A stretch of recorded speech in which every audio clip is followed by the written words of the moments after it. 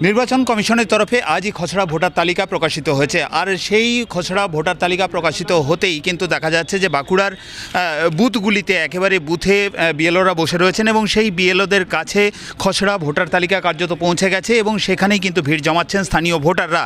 এই মুহূর্তে দেখা যাচ্ছে যে বাঁকুড়া বঙ্গবিদ্যালয়ের যে ভোটগ্রহণ কেন্দ্র, সেই ভোটগ্রহণ কেন্দ্রে সেখানে বিএলও বসে রয়েছেন। তার পাশাপাশি বিএলএ 2 যারা রয়েছেন তারাও রয়েছেন।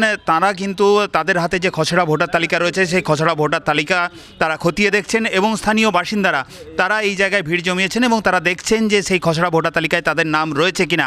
শুধু এখানে এইভাবে খসড়া ভোটার তালিকা যাচাই করা হচ্ছে তাই নয়, তার পাশাপাশি দেখাবো যে এই ভোটগ্রহণ কেন্দ্রের বাইরে সেখানেও কিন্তু যে খসড়া ভোটার তালিকা সেই ভোটার তালিকা কিন্তু টাঙিয়ে দেওয়া হয়েছে। অর্থাৎ ভোটাররা নিজে এসেও কিন্তু এই তালিকা যাচাই করে দেখতে পারবেন যে সেখানে তাদের নাম রয়েছে কিনা বা বাদ পড়েছে কিনা।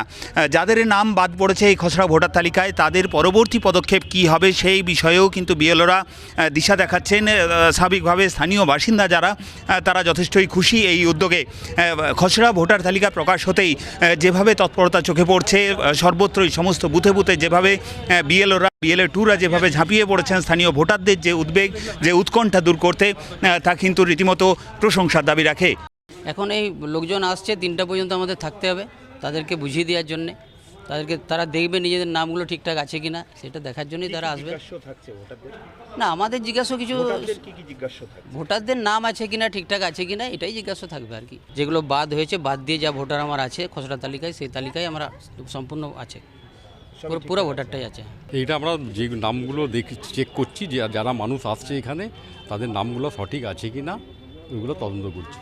এখন আমরা মোটামুটি দিন 10-15 তো লেগেই থাকবো। আমার ভোটার লিস্টে নতুন খসড়া বেরিয়েছে, সেই লিস্টে নিজের নাম দেখতে এসেছিলাম, দেখলাম না হ্যাঁ নাম বেরিয়েছে। একটু চিন্তায় ছিলাম যে নামটা উঠবে কি উঠবে নাই, হয়তো আবার হিয়ারিংয়ে ডাকবে। বাঁকুড়া থেকে ক্যামেরায় বুধন কর্মকারের সঙ্গে হীরক মুখার্জি, TV9 বাংলা।